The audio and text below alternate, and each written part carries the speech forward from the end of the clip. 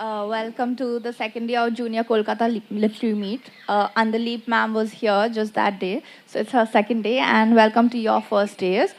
So before we start the session, I wanted to read out a little bit of the summary of their books, so you kind of know how love, life, and growing up is intertwined with all their three books. So first one I would start with is Andaleeb ma'am's book. It's called Everything Sucks, and it's about social media and the real world. Kashish Asif, a popular Instagrammer, navigates life at 18, accompanied by her widowed father and occasionally present older sister. As her witty reels earn her a large following, she falls into an online battle with Samir, an aspiring cook and budding Instagrammer. But their playful conflict soon gets blown out of proportion through an error of judgment. They unexpectedly meet in real life, and even more unexpectedly, sparks fly between them. So we are going to speak about, know more about how social media and how the real world plays out in different romantic strategies, and also how it also interlinks in an everyday life. So the next book we are going to read about is Remember Me as Yours, and that's by Novoneel sir. Nityami Thakur hails from Bhopal and has a simple ambition in life to get a man who loves her unconditionally and loyally as she would. But the pursuit of this wish has taken her on a journey where every man she meets punctures her confidence, convincing her that she is not good for anybody. Sick and tired of window shopping for Mr. Right, Nityami gets to know that her first love from her school days in Sikkim is in Sikkim, and that he has recently broken up. With renewed hope and the desire to take a break from her messy present, Nityami decides to take a road trip to Sikkim.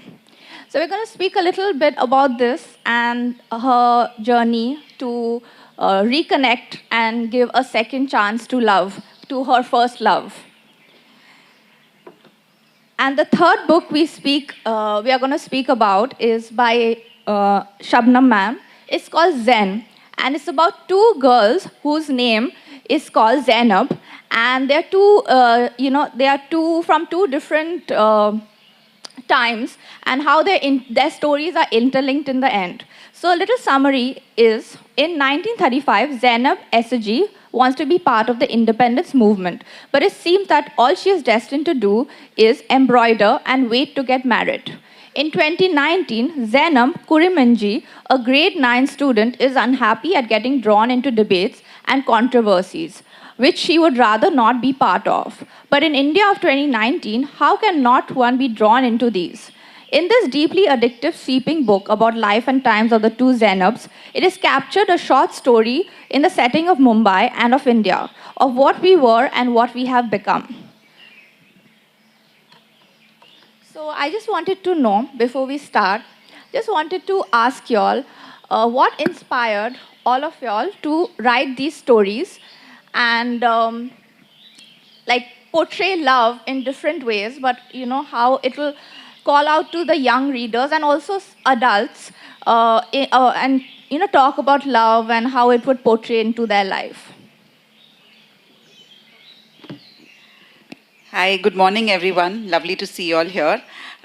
So the thing is that this book happened because my editor, Sudeshna, and I were sitting over coffee, and we were talking. She wanted me to write a book for her, and we were just talking what sort of book I should write. So I jokingly told her, why don't I write a story like, imagine DDLJ set in present times, and, where Raj is this big Instagram influencer, and, what's the heroine's name? Simran. Simran has like maybe 100 or 150 followers, and we were laughing, and and she does everything wrong, and we was just talking, and then it kind of suddenly sort of clicked into my head that I want to write a story, but obviously I wanted the girl to be the one who has the higher following. The other thing that influenced me in writing this book is my book Asmara Summer was made into a web series, and the previous year I had gone to attend the shooting.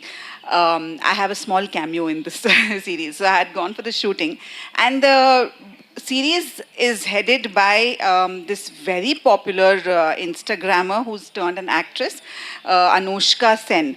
So she has like 39 million followers, and I can't wrap my head around that, you know. And then I saw her interact with the other people, and she's really, really lovely and very nice. But of course, my mind started working. And the guy who plays the hero, back then he was a model, and he's really good looking, you know, an Indian version of Fawad Khan. And he had some 40,000 followers. So I was just thinking about these dynamics in my head, you know, and both these things came together. And I thought, let me write a fun story about what happens when someone, you know, when people who are online all the time, what happens when they meet offline, you know, how do they interact? And how do they deal with things when phones are not in play? So that was the basis for the story. That sounds really interesting, and thinking of how you wanted to aspire between two Instagram people and make it into a book. That's something really cool. So can we now hear about what was your inspiration for your book? Sure. Hello. Yeah. Thank you all for coming in. Taking a lead from what Andaleeb said, I just today in the morning read this news that there's this influencer called Jannat Zubair. She surpassed Shah Rukh Khan's followers on Instagram. So I mean that's how big and people. And I've met her. She's very young, you know. Yeah, and coincidentally, Anushka Sen is also the protagonist of my novel, which is coming out as a show next month. So when I saw your show, I was like, okay, that's a coincidence. So yeah, I mean, so while writing Remember Me I generally write thrillers, and my other books, apart from Remember Me are strictly 18 plus, because they are thrillers, they are dark tones and all. So one day I always wanted to, because after having written 18, 19 books, so I just wanted to, sometimes it's always fun to change your genre and experiment and go somewhere else as a writer. And I happened to visit this State Bank of India's branch in Mumbai. And I saw this lady who was working there, and I unintentionally ended up overhearing what she was talking on phone. And she was lamenting about how frustrated she is there because everyone around her was quite elderly to her, and she was the only one who was 25, 26, and she couldn't wear such type of dress and whatever because she was getting judged and all. And I thought there must be a universality in her, the emotion that is going through. And so that's how Nityami Thakur, one of the protagonists, came into being. And because as I'm also getting into my 40s, I wanted to know whether I can go back and get into a head of a 20-year-old as a writer, because it becomes challenging.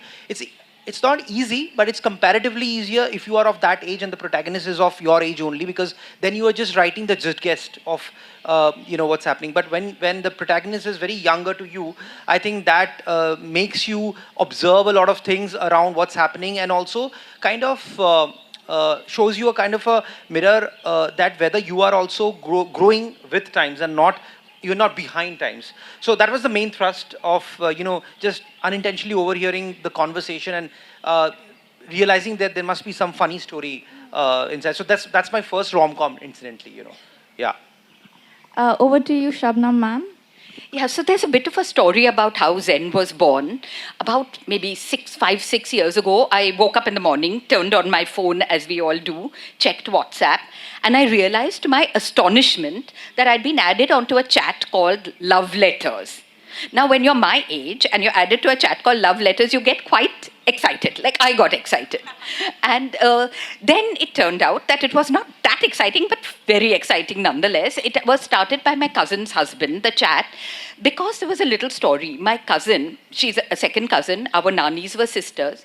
When her nanny died, just a day before her nanny died, she called her like this. She said, "Monisha, come here." So Monisha went, because if your granny is dying, you go.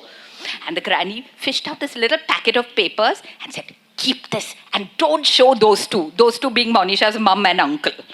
So Monisha kept the packet, but things were a little haywire at her place. She took the packet and put it in a cupboard, as we busy mummies do. One day she was cleaning cupboards, also a thing that busy mummies do, and this little packet of paper emerged. So this time Monisha read the papers. And she realized to her absolute amazement that they were entries from her nanny's diary from 1935. Now, Monisha's nanny was this Muslim girl, 19 years old in 1935. And if I asked you, or if I asked myself, what kind of life do you imagine a Muslim girl would have in 1935? What would you say? What kind of life would you imagine? in your head? What kind of life do you think? Conservative, cloistered, pardad, either emotionally, mentally, physically, I don't know. The diary was a revelation, okay? So this girl was this masterful person, had a lot to say about everything. She goes to a fortune teller in Mumbai. The fortune teller tells her, love will come into your life. So in her diary, she writes, ha, where will love come into my life? Now, this diary begins on the day she's engaged to a boy. But as you continue reading, she unfortunately left very few pages of the diary. But as you read through the pages, you realize that parallelly, she's having a romance with a Hindu boy in her building. And there's these lovely lines over there, like when the boy she's getting engaged to, his picture comes to her because she's never met him. She says, I want to cry. He's not a patch on my... And she uses a Gujarati word for the boy she loves. Ghablo or some ugly word, but whatever. So the boy she's engaged to is not a patch on her ghablo. Now, then there are lines like she's embroidering at the window and I looked down. He looked up at me. He has not forgotten me. His rhythmic walk is glorious. And it was all quite a revelation and amazing. More interesting even, along with pages of her diary were 3 poems that the unfortunate Ghablo had written to Monisha's Nani, Masi Zulekha, and full of love and passion, and quite astonishingly graphic. I've used one poem in the book, and I actually had to censor it because the word that rhymes with ripple, I don't think young adults today could cope with. And the last poem, and this broke my heart. My Masi Zulekha was not a very tactful woman. She had sent this Ghablo her wedding invitation because she got married to that boy. And Ghablo has returned it to her and addressed it to she who is Zalim, Zalim being cruel. And at the back of the invite, he's written his last and final love poem. Now, when something like this falls into your lap, what do you do? What would you do? What would you do? She wrote this. Yeah, well, so that's one timeline. And then something else happened. In 2019, the country was convulsed with protests about the CAA. My daughters were quite involved. I spoke to my editor and she said, do something, do something. Struck me, maybe I should do 2 stories. 1935, contemporary, 2 Zainabs, great-grandmother, great-granddaughter, 2 difficult romances. Senior Zainab, we know her romance, sort of. Junior Zain falls in love with a boy with very different politics, which means a lot of fighting and a lot of heartache. And I don't know. The ending gave me a lot of trouble. I wrote about, 16, 17 alternate endings before I chose the one I did. I did want to ask you something, ma'am, since you did speak about Zen. So Zen, it also does mean calm and being in a very Zen mode. So naming the book, was it a word play on the word Zen? Or because both characters were Zenobia and it's just a short form for that? Both characters are Zainab. Zen was the short form for one. So my editor and I went back and forth. All my books have this very bad history with titles. Sometimes we bounce about 200 titles and everybody gets very crotchety and grumpy with each other. So I was coming up with these florid titles like The Sea in the Moonlight and stuff like that. And my editor, Shayoni, was getting very irritated. It is most inaccurate. We need something that does not lead the reader in any direction, because she kept saying the book is not just a romance, it's history, it's politics, it's life. There's a lot of friendship, there's a lot of, mother, daughter, sisters relationships, all kinds of stuff going on. So don't make it this very romantic title.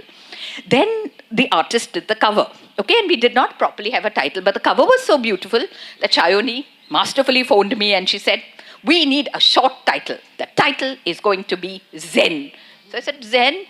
Zen's a lovely word. It has all these connotations and it's the name of the protagonist.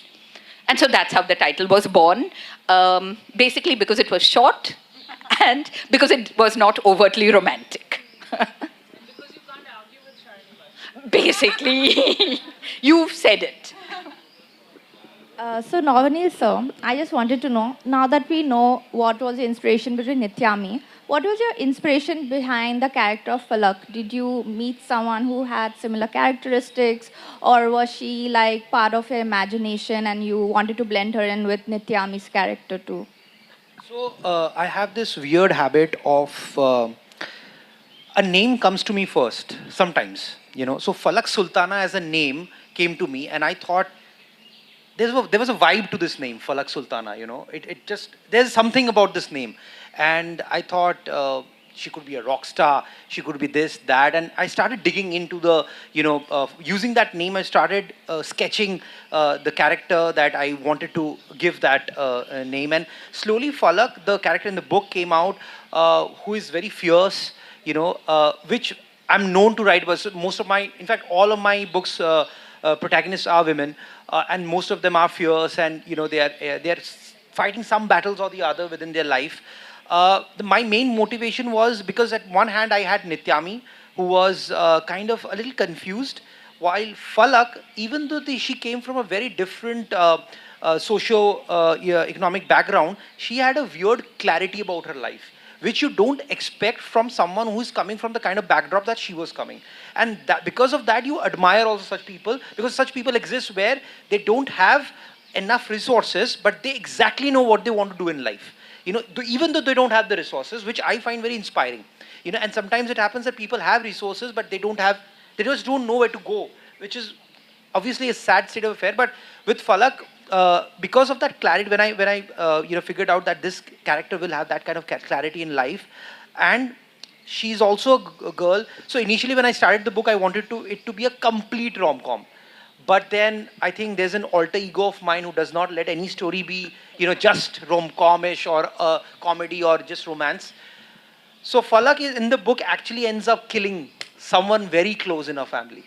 She actually ends up killing her father for reasons which is there in the book, and she's on the run, And I tried to capture that emotion in a very light. I mean, it's very difficult. It's really weird to say that I try to capture a murder in a light-hearted manner, but a girl killing her father for very justified reasons in the book is on the run, and she doesn't know. And for the first time, that clarity goes off from her life. What do I do now? Because this I had not planned for, And then when she meets the love of her life, the clarity comes back again. That's where it ends up becoming a coming of age story. So that's how, I enjoyed. I think one of my favorite characters of all my creations will be Falak Sultana, because it allowed me to get into a zone which I rarely went with other characters. So that exclusivity was with Falak.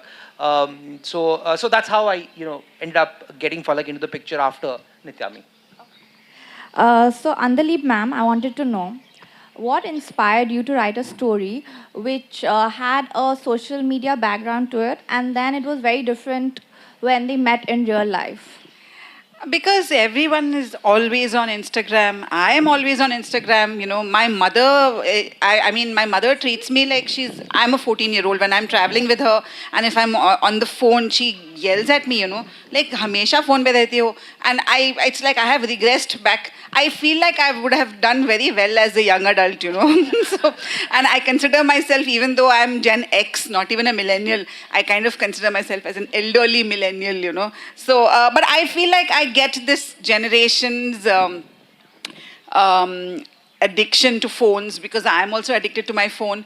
And but at the same time, I keep yelling at my own children to put their phones down. So, we are so constantly connected. And I think, I don't know, all the time our lives are portrayed, put up on social media for us, for our friends. From the past 3 days that I have been here in Kolkata, so much of my life has already, everyone who follows me has been seeing everything on Instagram. Because I don't know, I enjoy it. I enjoy putting myself out there. So I wanted to write a story about how relationships are being navigated in this world. This is not obviously how it always is. There are people you meet in person whom you have a connection with. See, back in my day, I actually mean back in my day, when we didn't have phones, you met your friends or you found someone whom you liked, and then, you actually had to meet them physically or wait for that phone call to come, and you had to stand near the phone so that no one else would answer that phone. And today, everything is so easy, so jhatpat. I mean, I keep thinking, if in my generation, generation, if we had a cell phone and if we had WhatsApp, my life would have been very different. Huh? So I was really interested in that. How does this generation, who is always connected all the time, to each other. You're connected in school, out of school, wherever you are. You might be in a different corner of the world, but you can send messages to each other. So I always found that very fascinating, and I wanted to write a story that explores that. But at the same time, what happens when this is taken out of this equation? What happens when there is an incident that happens in the book where Kashish's sister has an accident, So I don't want to reveal too much. But at that point, when they take her to the hospital, Kashish just leaves everything, even her phone, everything, and she goes. And, that's when she is without her phone, and she doesn't miss it because she is concerned about her sister getting well. And that's when this boy also comes to the hospital to be with her. So, I wanted to write to see how that develops, how an online romance, online fight actually. One of the reasons is I really enjoy writing about the fight is because, when you're so much on Instagram, you see how one creator will pick on another creator. There will be something called stitch incoming, and then they will make they will make fun of the other person, whatever they've done. So I try to do that, So Kashish does this for one of Sameer's videos. He retaliates. This goes back and forth. There's an online enmity, and when they meet in person, Sameer is totally gone because he is like totally smitten by her when he sees her, and so he is this absolute green flag of a guy. But he's totally smitten, and he doesn't know how to get her to like him back. So I just love writing these sort of things. My brain, I feel, is stuck at 17. So I really enjoy writing those sort of things. And the online offline thing was fun to do that. I mean, I would possibly, if I had to stay without my phone for a day, I too would be gone. So do you think that it is can you form deep, genuine relations on social media? Do you think that that's possible? Of course. So many of my friends, I've never met them. These are people I've made friends on Instagram, on Twitter, from the past nearly a decade. Most of my Twitter friends, I've known them for a decade, and I've met them just once or twice. And when you meet them, it doesn't feel like I don't recommend this to everyone. I'm an elderly millennial, so I can judge who is true or who is good. You can't just, I'm not advocating everyone to go make friends on social media, but I'm saying that as someone who is very outgoing, who likes making friends wherever you go, so I don't mind finding friends on social media. And I think they're really, so many of us, we've only recently Shabnam and I have been meeting each other so often. Otherwise it's social media, WhatsApp. Because it's nice to be connected, and we recently, for the past couple of years, we've become a little closer. But otherwise, it was always online. And I'm a big fan of her books, so I'm always fangirling. So Shabnam ma'am, I wanted to know, because Mumbai has so much of socio-political things happening for over many time periods. Do you think you took Mumbai as a background of the story because you wanted to reflect on its social-political things that was happening in the city, or is just because, as you said, that the relative of yours, they were in Mumbai and you just wanted to purely base it on their lives? No, it was a combination. I think it was a slice of time, two slices of two eras that I wanted to bring. I had just finished a non-fiction book on Mumbai, on the area I live in called Kolaba, for a Speaking Tiger series. So for me, that was wonderful because I did research on this area. And in a way, it was like a movie in my head about how this whole area changed. So even when I was writing this book on Kolaba, it was very interesting to me because Kolaba in those days, in the 1930s, was this very racy area full of Russian adventuresses and princes who'd lost their kingdoms and, those kind of people. There's a wonderful story of the Taj Mahal Hotel. When it was first built, it was getting very few clients, and then the princes started coming with their tigers and their other wild animals, and suddenly the whole area, perked up. So that is the kind of world 1930s was, but it was also the world that my granny and her sister inhabited, Colaba. So there was all these contradictions of the city that I wanted to bring in my book. I see, the city has been my muse. All my books are set in Mumbai. I adore Mumbai. It is always a character in my books. It's not just the backdrop. And I think when you write about something you know about very intimately, everything feels easier. So a lot of the books I do a lot of murder mysteries and horror, that kind of stuff. It's so much easier, because there's one clue hunt in one of my books called What Maya Saw. So I actually physically went and did the clue hunt. So I could time all the car rides and all, because timing is very critical. So I actually drove, I actually walked. So when you base your thing in your reality, I feel it's so much easier and it's so much more textured and intense. Was it very difficult to blend a romance with a socio-political book, or was it easy in doing so? I have a confession. My favorite thing is murder. My second favorite thing is horror. And my least favorite thing is romance. Okay? I really don't understand romance. I don't understand what makes two people tick. And so Zen drove me mad, especially the contemporary relationship between Yash and Zen. It made me batty. Okay, so I wrote one version, then I reread it and I said, why would any girl fall in love with Yash? He's a monster. And my daughters said, if you stick poor Zen with Yash, we will never talk to you again. How can you do this? And I took 3 years to write the book, and I rewrote it, and I rewrote it. And with every rewriting, Zen changed a little, Yash changed a little, till one day the chemistry was born. But what I'm trying to say is, even this book, I wrote the whole book, and then I felt feeling very incomplete. And then I bunged in a murder, so I felt a little calmer. But the politics, see, I was a journalist for 10 years. And as a journalist, you are a political creature.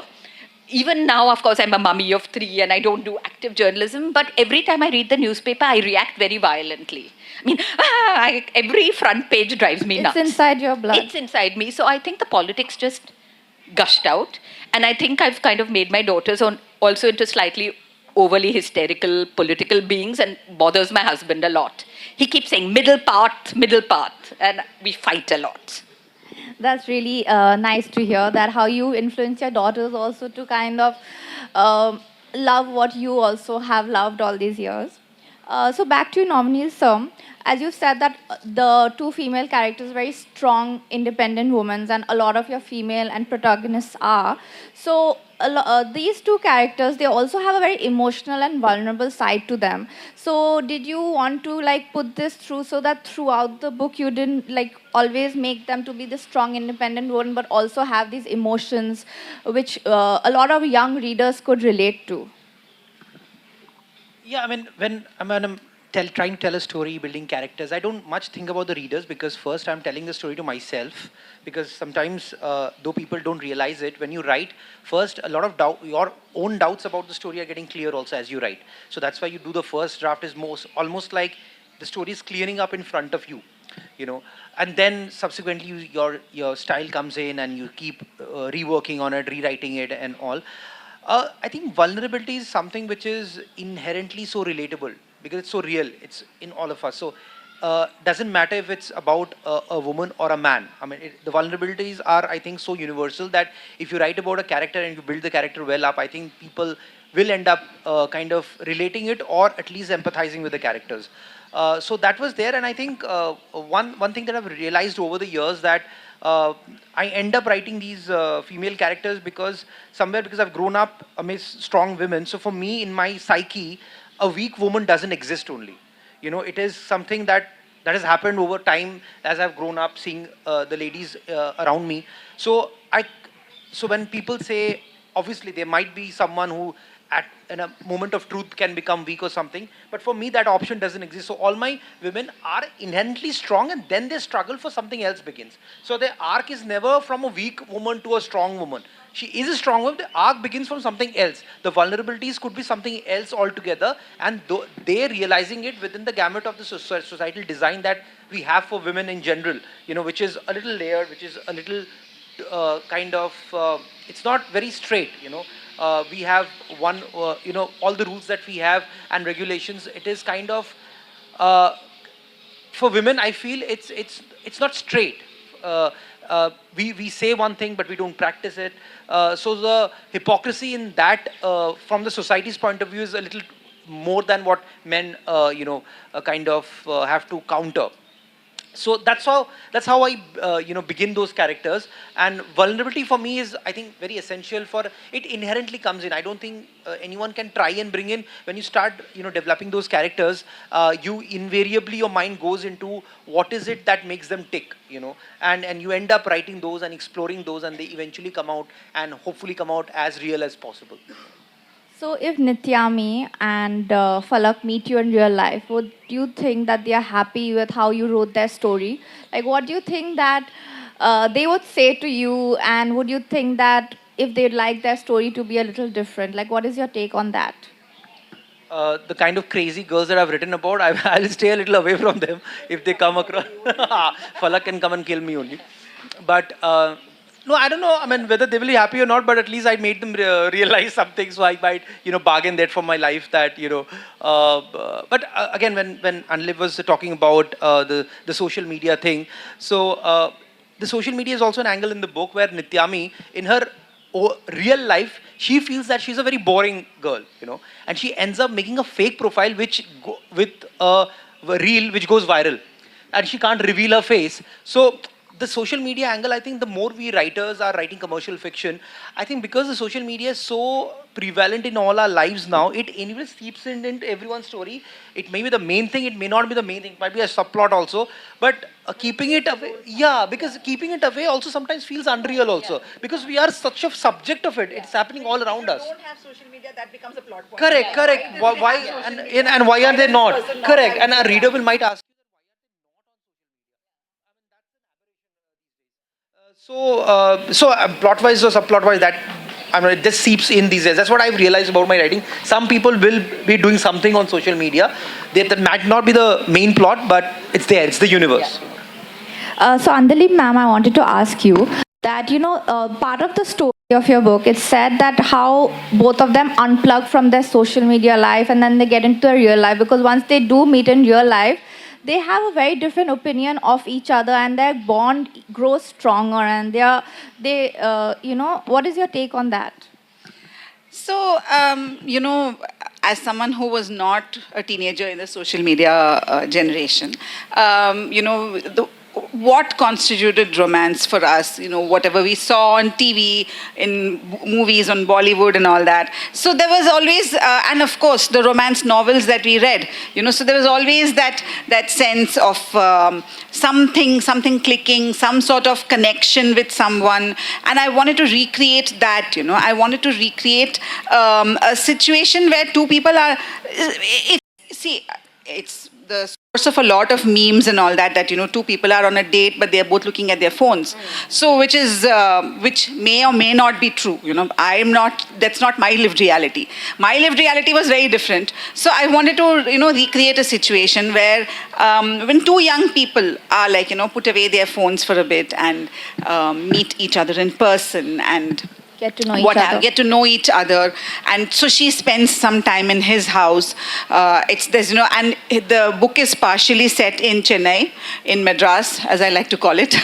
And so she's fascinated by the beach, and she asks him to come there, and they spend a morning there. It starts raining, all the things I love. The thing is, I like writing romances. I am the most cynical person there is, okay? So there is one part of me which is very calculatingly saying, what nonsense, But one part of me is like, but I would love to read about this, and I'm sure readers would love to read about it. So I, created one nice scene. It's raining, and he takes her to his house because, of course, his family is there. It's not taking her to one, lonely place or something. So so she's drenched, and then she spends a morning at his house. He makes breakfast for her, one very complicated Muslim dish he makes, and his grandmother, he has a grandmother who's like, no one makes this for breakfast. So I hope you understand why he's making this now, So, all those elements which really makes you feel good.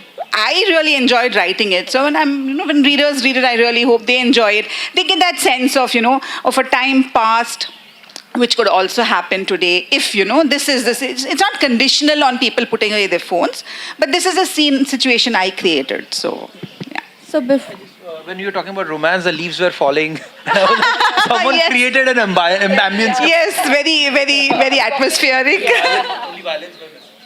So before I conclude, I just wanted you to give a piece of advice to our, young adults who are, who have already and also going into the real world of romance. What would they take from your books in general and your writing, and what would your advice to them be? My advice will be no advice. Go, make mistakes if you want to, discover it. Whatever it is, do it yourself. Jump in. There's so much fun to have, and fun doesn't only mean that you have to smile. There's fun in tears also, which you realize on the hindsight. So I think just go ahead and don't listen much to people that way. Just do your thing, man. Advice and suggestions. I mean, I don't like to give suggestions to anybody. It's your life. Go ahead, discover, enjoy, have fun, make mistakes, and learn. Yeah. I will give very opposite advice. Okay, I was like, I'm a mom of 2 boys. I was like, please be careful, whatever it is.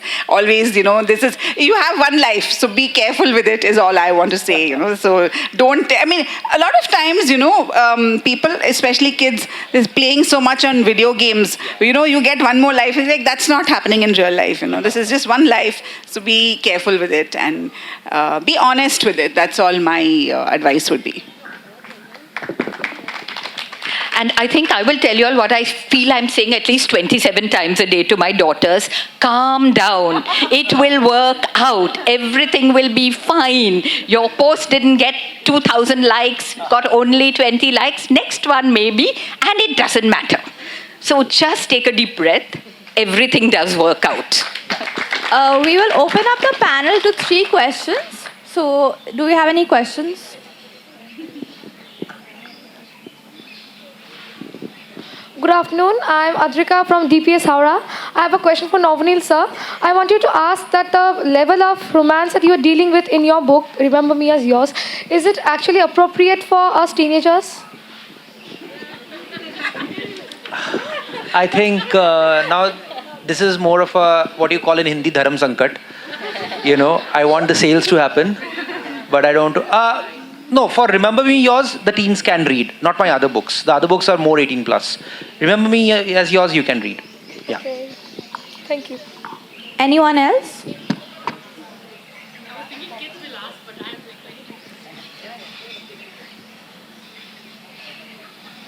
So I'm not even going to say which gen I belong to because I don't want to say. But I've had so much fun in this session. My son is 30 years old, so you guys can see. But I grew up reading Mills and Boons. So I'm not sure if you guys read, but you guys got me really excited. I'm going to read your books. I just want to say that.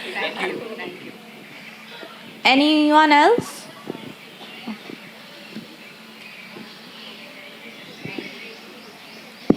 I read Mills and Boons still now, and I like it. And by Ma'am, teens, you should read mine then. I write Indian Mills and Boons. so by teens, what do you mean? The 13s or the 19s?